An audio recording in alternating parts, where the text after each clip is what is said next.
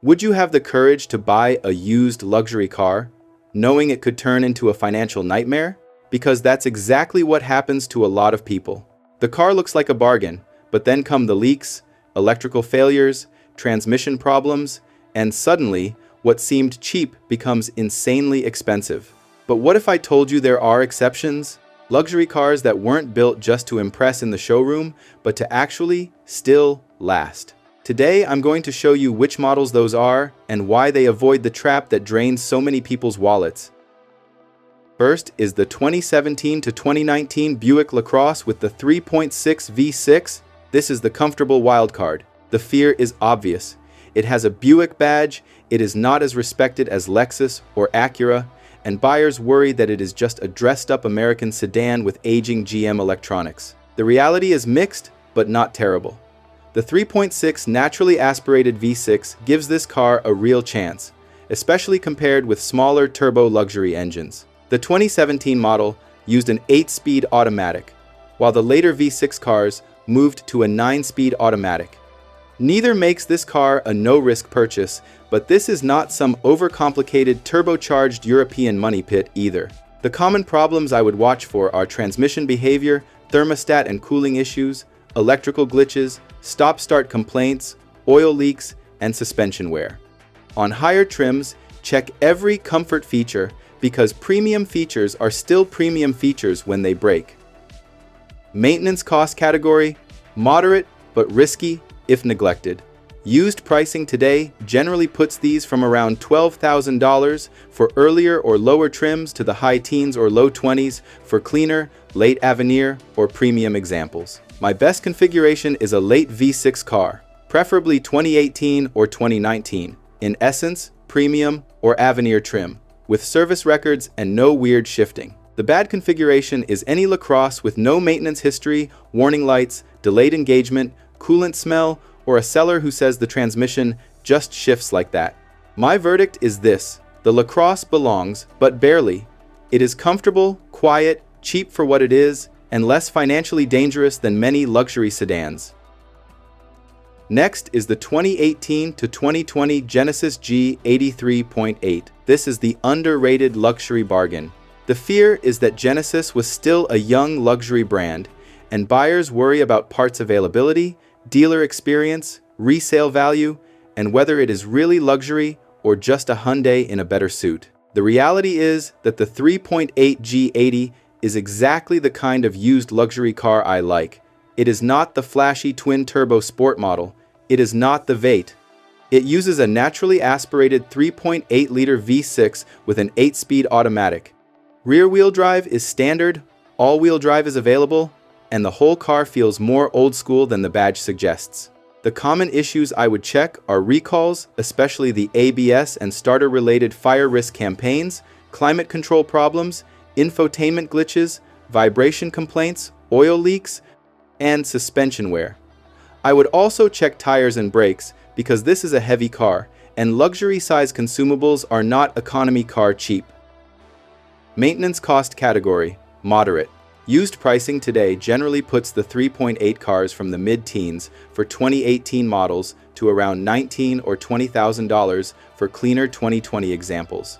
My best configuration is the 3.8 with rear-wheel drive if you live somewhere warm or all-wheel drive if you truly need it. I would rather have a clean 3.8 than a cheaper, neglected twin-turbo sport. The bad configuration is the 3.3 turbo if your whole goal is simple, long-term ownership. It is faster, but it adds heat, boost, and more expensive failure points. My verdict is simple. The Genesis G83.8 is one of the best used luxury bargains because depreciation did the buyer a favor, but the powertrain stayed conservative. Before we keep going, drop your city in the comments. I want to know where you're watching from. And if you like these hidden goldmine files, hit like, subscribe, and join as a member for $14.99 a month to support more research like this. Next is the 2015 to 2019 Infiniti Q73.7. This is the outdated sedan that became durable by accident. The fear is that the Q70 felt old even when it was new. The infotainment was dated, the fuel economy was not great, and Infiniti never gave it the attention it needed to compete with newer luxury sedans. But that is also the reality that makes it interesting. The Q70 3.7 uses Nissan's VQ37 V6, making strong power without turbochargers, paired with a 7-speed automatic.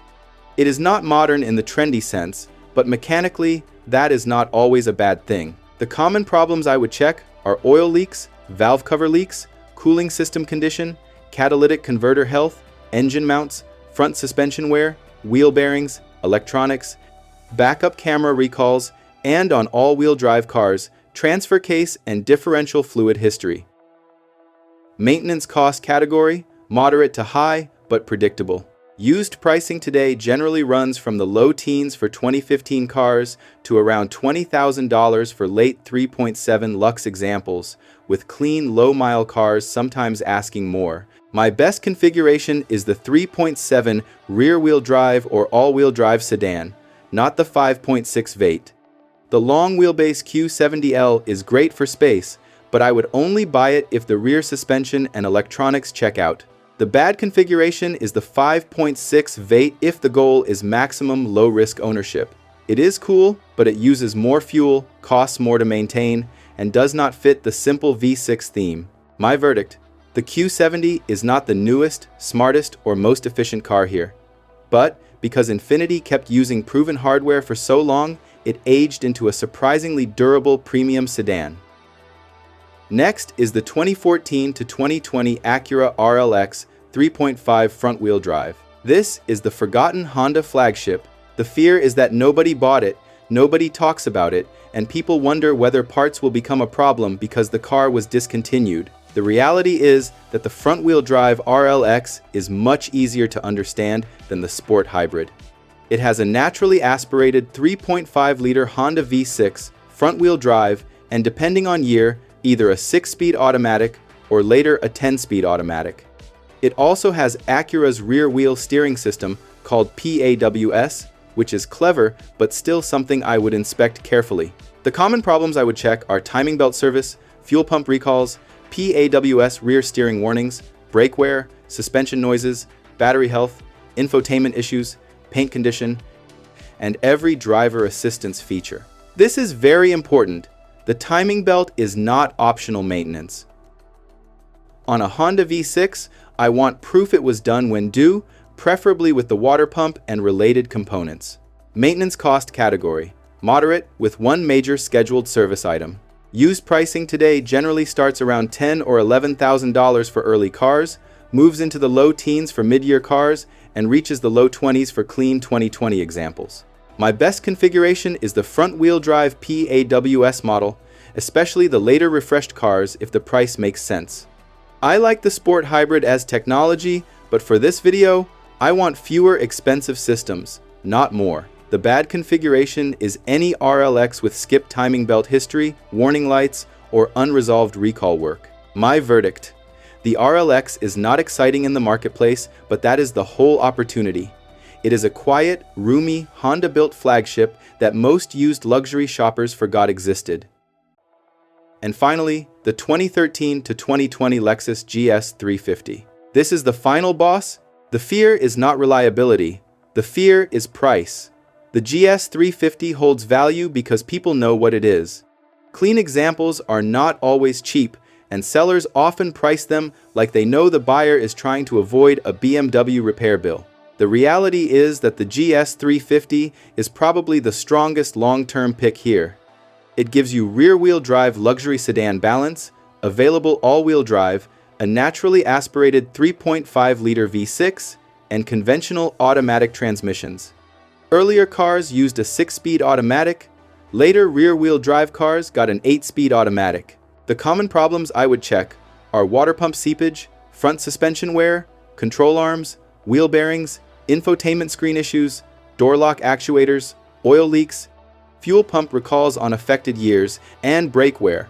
The engine and transmission are the reason this car is on the list, but age still wins if maintenance is ignored.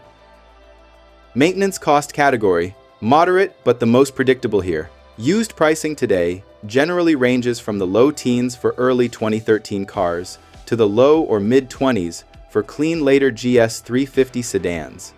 F sport cars and low-mile examples can cost more because buyers chase them. My best configuration is a clean GS 350 with service records. Rear-wheel drive is my pick for simplicity and driving feel, but all-wheel drive is fine if the transfer case and differential fluids have been serviced. The bad configuration is not really a bad engine.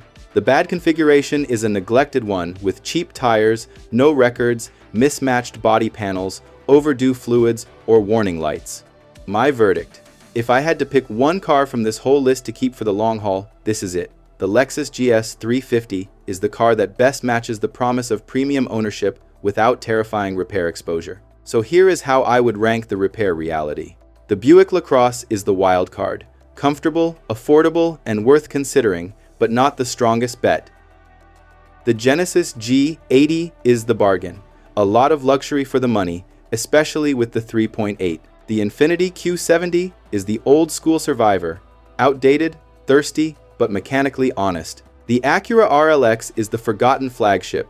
Not flashy, but very logical if the timing belt and recalls are handled. And the Lexus GS 350 is the safest premium long-term pick. None of these cars should be bought blind. I would still check service records, oil leaks, coolant leaks, transmission behavior, suspension, electronics, rust, timing belt or timing chain condition, differential fluid, transfer case fluid, and warning lights.